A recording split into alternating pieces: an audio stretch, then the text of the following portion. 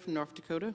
Thank you, Madam President. I rise to join my colleague from Alabama and other colleagues and outline the importance of maintaining and continuing to strengthen our nation's support for our essential ally in the Middle East, Israel.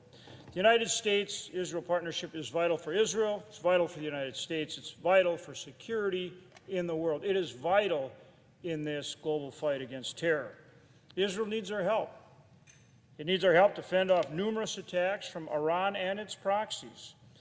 And I'm proud of the contributions our armed forces have made in helping defend Israel from a wide variety of drone and missile attacks. The skill of our committed airmen, airmen and women, soldiers, sailors, Marines, special forces, their skill, unbelievable. Their bravery, courage under fire, the technology that we have utilized, just incredible. And the things that they've been able to do in terms of helping Israel, and it's just beyond belief.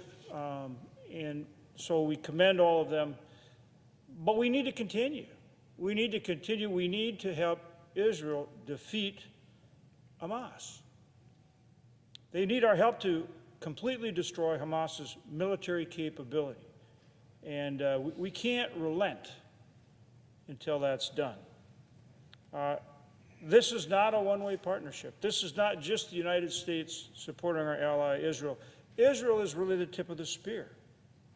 Israel plays a vital role in standing against terror and deterring Iranian aggression across the Middle East.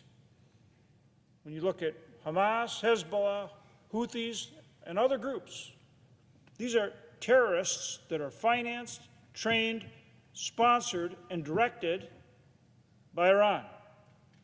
We need to recognize that. We need to take a tough stance on sanctions and other measures against Iran and recognize that these proxies for Iran are conducting its missives, its directions.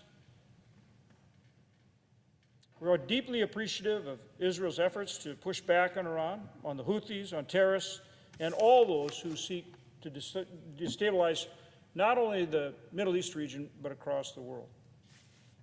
As we've heard the Prime Minister Netanyahu say many times of these extremists, if they're not stopped in the Middle East, they will set their sights on America.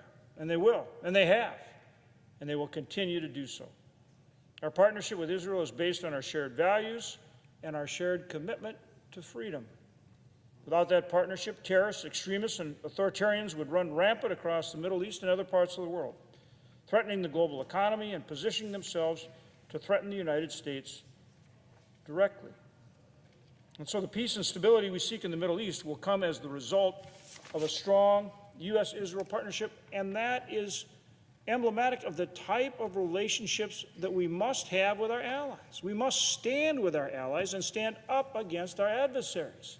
And standing with our allies means not second-guessing them. For example, when Israel is conducting this war, they know how to defeat Hamas, and we need to help them do it, not second-guess how they are doing it. That is why it is so important that we heard from Prime Minister Netanyahu in person today. We needed to hear directly from him about exactly what is going on as Israel prosecutes this war and the support that they need to be successful in defeating Hamas. And now we need to move in a bipartisan fashion to continue to strengthen that relationship. There's really no time to lose. Iran's time to a nuclear breakout is down to a very short period.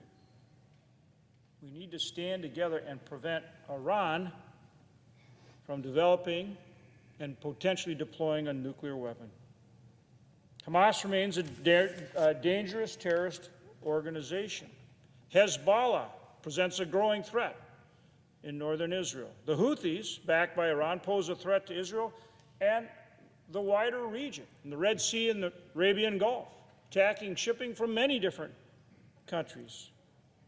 So it's essential that we make sure that Israel has the military assistance required to stand against these threats. Again, they are the tip of the spear. They are doing the fighting, and we need to help them. We need to offer all the support we can in every form, and we must oppose anti-Semitism in all its forms and wherever we find it. I want to express my appreciation for Prime Minister Netanyahu's visit and for his remarks to our joint session of Congress today. I thought it was an incredibly powerful and moving speech, and one that not only the senators and the members of Congress needed to hear, but all Americans needed to hear.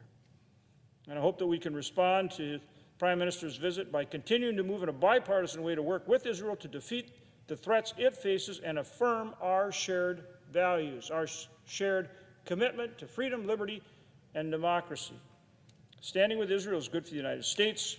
It is good for the region. It is good for the world. With that, Madam President, I thank you and I yield the floor.